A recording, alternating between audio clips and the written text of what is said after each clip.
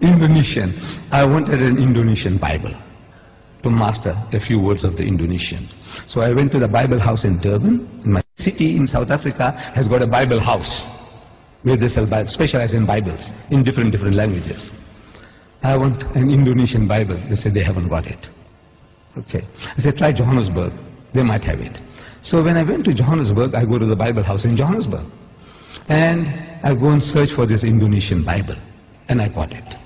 And I'm looking in the shelves, some other books. I see a New Testament, Greek and English. Like we have the Quran, Arabic and English, Greek and English, a New Testament. I took that big volume out and I'm starting to go through that. And the supervisor of the Bible house is watching me. You know, with this funny headgear and this beard. He says, what this guy is doing with all these expensive volumes, because this was an expensive volume which I took down,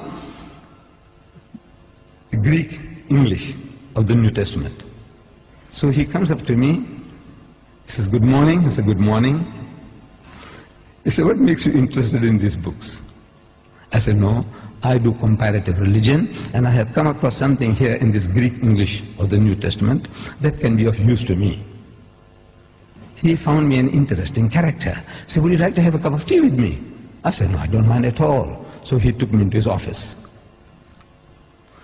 I said, now, you know, we believe in Jesus. And this was something astonishing to this supervisor. And all the supervisors in South Africa of the Bible houses are retired reverends. This was a Reverend Dunkers. He's amazed. I says, you know, we believe in Jesus and in his miraculous birth. And so saying, I started repeating these verses from the Quran. That we believe. And when I read it, he said, no, this is the same like my book. What you are saying now, that when the good news is given to Mary, the mother of Jesus, in the Holy Quran, she says, قَالَتْ رَبِّ أَنَّ يَكُونُ لِي وَلَدٌ وَلَمْ يَمْسَسْنِي بَشَرٌ. She said, oh my Lord, how can I have a child when no man has touched me? Which means physically, sexually. No man has touched me. So the angel says, قَالَ كَذَلِكَ اللَّهُ يَخْلُقُ مَا يَشَاءُ. Even so, Allah creates what He wills. إِذَا قَضَى أَمْرًا فَإِنَّمَا يَقُولُ لَهُ كُن فَيَكُونُ. Whenever He decrees a matter, He merely says to it, be, and He wills it and the thing comes into being. So the Reverend says, man, this is the same as my book. I said, yes, on the face of it, it's the same.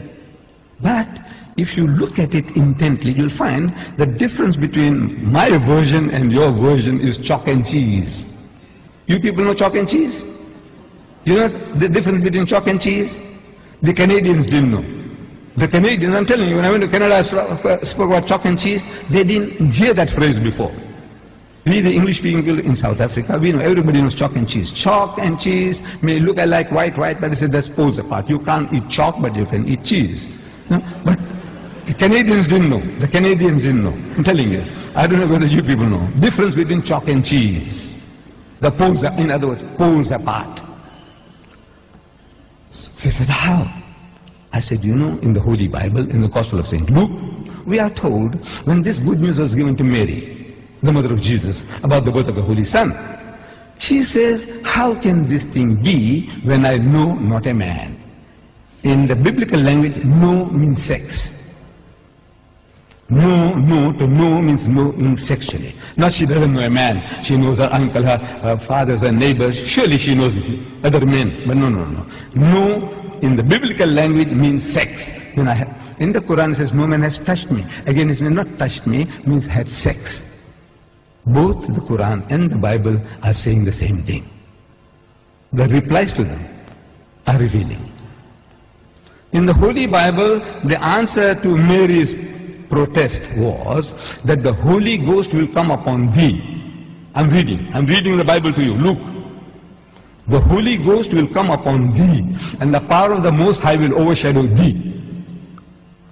Now that gives you a mental picture. The Holy Ghost is a person.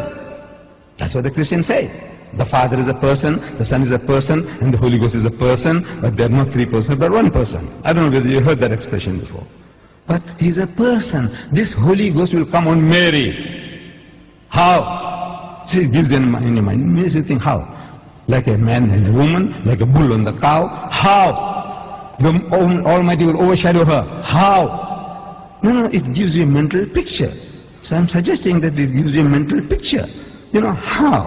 The Holy Ghost will come on her. We know it's a miracle. We agree it's a miracle. But the language that you are using, the language is down-to-earth language.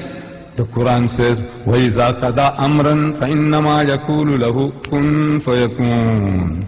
For God to create Jesus without a human father, he says, kun, he says, be, and it is. For him, it's just to will it, and he comes into being.